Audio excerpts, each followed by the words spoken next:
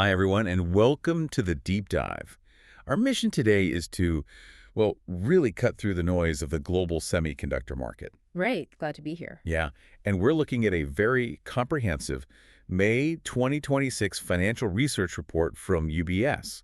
It breaks down exactly what is happening in the world of chips, AI infrastructure, and some really fascinating market trading strategies. Exactly. I mean, if we connect this to the bigger picture, you can't just look at what these companies are doing in a vacuum. Right. You have to look at how the market is reacting. This report maps out the entire tech hardware ecosystem, top to bottom. Semiconductors really are like the engine room of the modern economy. Okay. Let's unpack this because reading the semiconductor report is honestly like looking at the vital signs of the global tech economy. Yeah, that's a great way to put it. You can tell exactly how healthy the patient is by looking at where these big tech giants are spending their billions, right? Oh, absolutely. And to understand the semiconductor market, we really first have to follow the money. Okay, so where is the money going? Well, right now, the most money in human history is being spent by a handful of hyperscalers.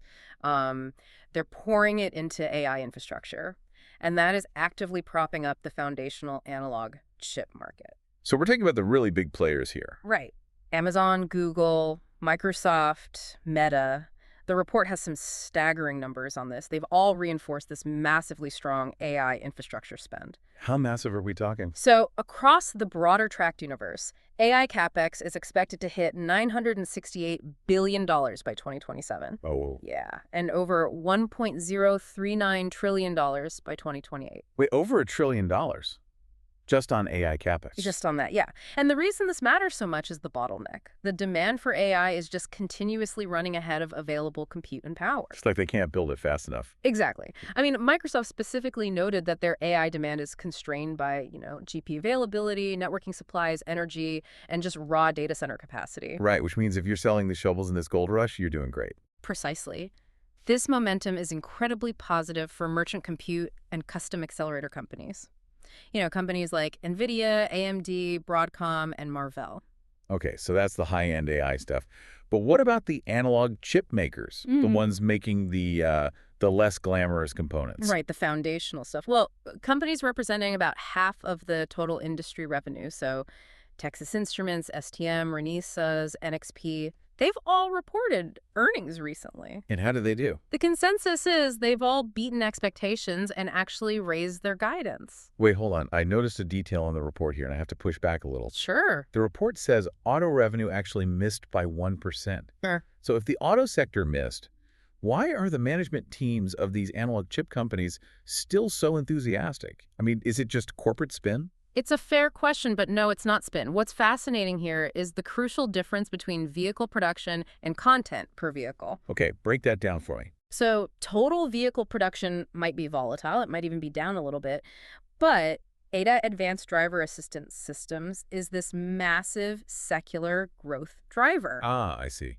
Because cars are getting smarter. Exactly. Take China, for example. Their rapid move to level 3 and level 4 automation requires just vast amounts of redundancy, security chips, safety chips. So even if fewer cars are being built, the amount of silicon inside each car is skyrocketing. Exactly. And that completely overrides the slight dip in auto manufacturing volume. That makes total sense. Mm. Okay, so we know the hyperscalers are spending trillions, and these analog chips are beating expectations. Right. But how do investors actually play this cascade of information? This leads us to that highly specific market mechanic revealed in the report. Yeah, this is where we get into gamma rentals for earning. The gamma rentals. That sounds intense. It's actually a really elegant strategy. Unlike traditional investing, where you're looking at a company's fundamentals, this is about a predictable volatility relationship among peer companies. Oh, interesting. And the report highlights that the semiconductor space is, by far, the absolute best sector for this strategy. Why is that?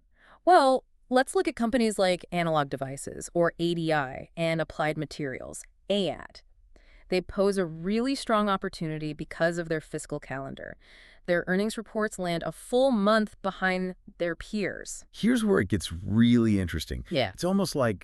It's like watching the first few cars on a dark highway hit a massive pothole, right? That's a perfect analogy. By the time you get to that stretch of road, you know exactly what to expect. So investors are reading the earnings of the early reporters, like Texas Instruments or NXP, and then using that data to predict the stock moves of late reporters like ADI. Exactly. You are effectively renting the reaction of the early reporters. That is wild. You're just legally seeing into the future of the stock's volatility. Pretty much. And for ADI, the report notes the best pairs to watch are Texas Instruments, NXP, ON, and SWKS. And what about Applied Materials? For AMAT, investors look at LRCX, KLSE, and TER. And then, later in this season, it shifts. Broadcom, Micron, and NVIDIA pairs become the strongest on the board. But wait, when a strategy like this gamma rental works too well, or an industry narrative gets too obvious, everyone rushes to the same side of the boat. Right, which creates massive vulnerability. Yeah. Yeah. So let's look at exactly where the market is dangerously crowded right now. And specifically, an area where the UBS report believes investors are making a huge mistake. So UBS has this quant answers crowding factor data. The scores range from -30, which means the stock is heavily shorted, all the way to +30, meaning heavily long. And where are we sitting after this recent record rally? The market is overwhelmingly constructive. 10 out of the 60 stocks they track are sitting at or above a +24 crowding score. Wow, so heavily long. Who are the most crowded names? The most crowded long stocks are LRCX, Broadcom, Micron, and AMD. And the shorts. The most short crowded include PI, NDI, ALEV, and ENTG. Okay, so the boat is definitely tilting. But there's a specific contradiction the report highlights, right? Something they call the HOLT anomaly. Yes, the UBS HOLT methodology. It basically normalizes accounting differences to show what the market is truly pricing into a stock's valuation.